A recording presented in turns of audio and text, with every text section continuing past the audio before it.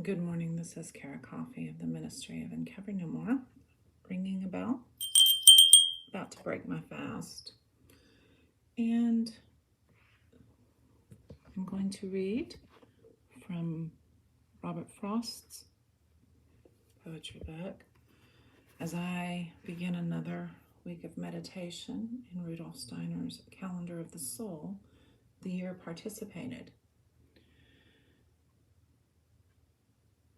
At the same time that I am reading Philosophy of Freedom by Mr. Steiner, tucked away in a book bag, probably around the actual time that people I no longer have anything to do with celebrate Christmas. I'm going to release some of the Book of Enoch as well as a Michaelmas journal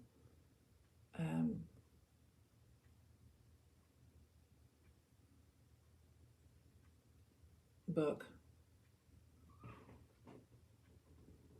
Artwork again, or I may choose to redo it. Haven't gotten there yet.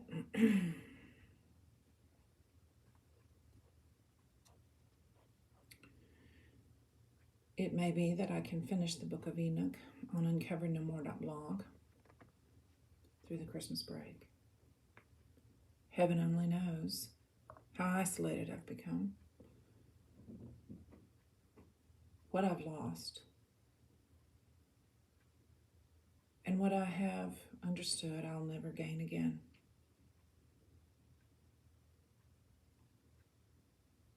But it's time to set mourning aside in this case. Thus, participating in this year and every year for a while, Mr. Steiner's coming with me. There are others, certainly. There are others, certainly. If I have to walk away in the reading, it's because I'm fixing some food. The Trial by Existence by Robert Frost. Even the bravest that are slain shall not dissemble their surprise on waking to find valor reign, even as on earth in paradise. And where they sought without the sword wide fields of asphodel forever, to find that the utmost reward of daring should still be to dare. The light of heaven falls whole and white, and is not shattered into dyes. The light forever is morning light. The hills are verdured pasture-wise. The angel hosts with freshness go, and seek with laughter what to brave. And binding all is the hushed snow of the far distant breaking wave. And from a cliff top is proclaimed the gathering of the souls for birth, the trial by existence named, the obscuration upon earth, and the slant spirits trooping by in streams and cross and counter streams can but give ear to that sweet cry for its suggestion of what dreams. And the more loitering are turned to view once more the sacrifice of those who for some good discerned will gladly give up paradise. And a white shimmering concourse rolls toward the throne to witness there the speeding of devoted souls which God makes his especial care. And none are taken but who will, having first heard the life read out, that opens earthward good and ill, beyond the shadow of a doubt. And very beautifully God limns, and tenderly, life's little dream, but not extenuates or dims, setting the thing that is supreme. Nor is there wanting in the press some spirit to stand simply forth, heroic in its nakedness, against the uttermost of earth.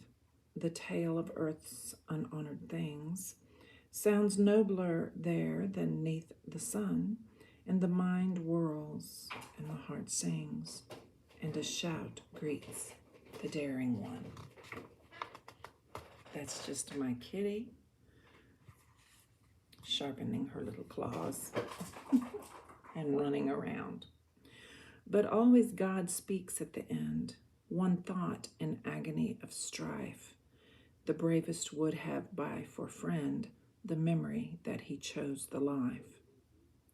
But the pure fate to which you go admits no memory of choice, or the woe were not earthly woe to which you give the assenting voice. I'm going to read what is in quotes that he is saying, God is saying, God the Father is saying. I'm going to read it twice.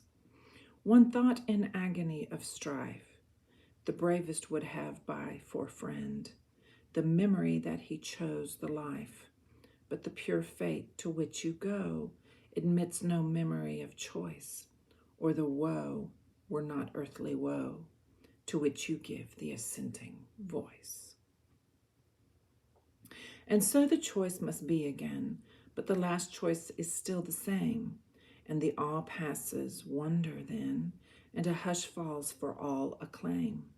And God has taken a flower of gold and broken it, and used therefrom the mystic link to bind and hold spirit to matter till death come.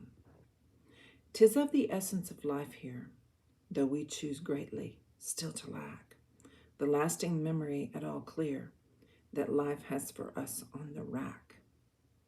Nothing but what we somehow chose, thus are we wholly stripped of pride in the pain that has but one close, bearing it crushed and mystified. This is Beaty-Coffey of the Ministry of Uncover No More. I sincerely hope you have a day of enlightenment where you slow down enough and you turn off the screens enough and you still your soul enough that you read a little poetry, or that you go ahead and look up Rudolf Steiner's Calendar of the Soul and join me year in, year out. Contemplation, meditation, and love of yourself as well as your neighbor.